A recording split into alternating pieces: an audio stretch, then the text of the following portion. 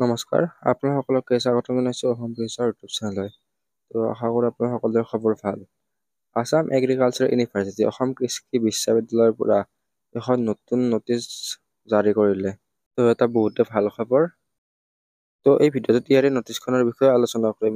যদি আপোনালোকে চেনেলটো প্ৰথমবাৰৰ বাবে আহিছে তেন্তে ছাবস্ক্ৰাইব কৰি কথা বেল আইকনটো অন কৰি থৈ দিব আৰু আমাৰ হোৱাটছএপ আৰু টেলিগ্ৰাম গ্ৰুপত জইন হৈ ল'ব, লিংক ডেছক্ৰিপশ্যনত দিয়া থাকিব। এইখন নটিচ হয় office of the registrar Assam agriculture university Jorhat 13। ইয়াতে দিয়া আছে এইবিলাক।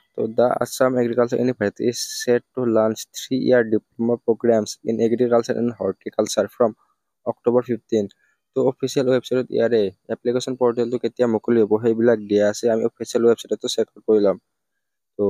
অক্টোবৰৰ 15ৰ পৰা এই কৰ্চকেইটা ষ্টাৰ্ট হ'ব। এলিজিবিলিটি ক্লাছ 10 পাছ হ'লে হ'ব। ক্লাছ 10 পাছ সকলে ইয়াতে এপ্লাই কৰিব পাৰিব আৰু মিনিমাম এজ 15 বছৰ।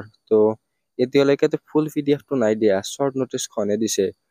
11 আগষ্ট তাৰিখে ইয়াৰ ফুল নটিচখন দিব।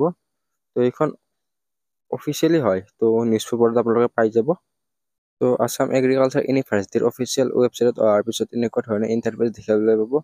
তলৰ ফালে স্ক্ৰল ডাউন কৰিব লাগিব। তলৰ ফালে স্ক্ৰল ডাউন কৰাৰ পিছত ইয়াতে লেটেষ্ট আপডেট বুলি এটা অপশ্যন আছে। তাত ইয়াৰে লেটেষ্ট আপডেটটো আছে। আৰু আপোনালোকে আমাৰ ৱেবছাইটটো ভিজিট কৰিব পাৰে, ইডু অসম প্লাছ ডেছক্ৰিপশ্যনত দিয়া থাকিব।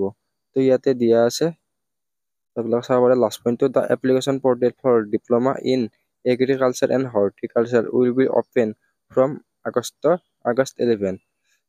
আপোনালোক নটিচখন দেখাই দিছিলোঁ, সেইখন নিউজ পেপাৰত দিয়া নটিচ হয়।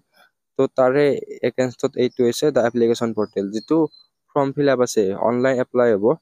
ফৰ্ম ফিল আপৰ ষ্টাৰ্ট কোন তাৰিখৰ পৰা হ'ব? 11 আগষ্ট তাৰিখৰ পৰা ফৰ্ম ফিল আপ ষ্টাৰ্ট হ'ব। এতিয়া শ্বৰ্ট নটিচখন দিছে, বাকী এলিজিবল ক্ৰাইটেৰিয়া, ফুল PDF বা এজ লিমিট এই সকলোবিলাকৰ পুৰা ফুল ডিটেইলছত ভিডিঅ' আপোনালোকে বা ফুল নটিচখন আপোনালোকে আগষ্টৰ 11 তাৰিখে পাই যাব। এতিয়া জাষ্ট নটিচখন দিছে যে ইয়াতে নতুনকৈ ডিপ্ল'মা ইন এগ্ৰিকালচাৰ আৰু হৰ্টিকালচাৰ প্ৰগ্ৰামটো আহিছে। এইটো সম্পূৰ্ণ টোটেলি নতুন হয়। আগতে ডিপ্ল'মা কৰ্চটো নাছিল, এতিয়া ডিপ্ল'মা কৰ্চটো দি দিছে, যিটো 3 বছৰীয়া হয়। আপোনালোকে মেট্ৰিক পাছ কৰাৰ পিছতে এই কৰ্চটো কৰিব পাৰিব। মিনিমাম কোৱালিফিকেশ্যন 10 পাছ হ'লে হ'ব। বাকী এই ভিডিঅ'টোত এইখিনি আছিল। আশা কৰোঁ আপোনালোকৰ ভিডিঅ'টো ভাল পালে। ইয়াৰে আপডেটবিলাক পাই থাকিবৰ কাৰণে আমাৰ চেনেলটো ছাবস্ক্ৰাইব কৰি থৈ থাকিব আৰু আমাৰ ৱেবছাইট ইডু অসম প্লাছটো ভিজিট কৰিব।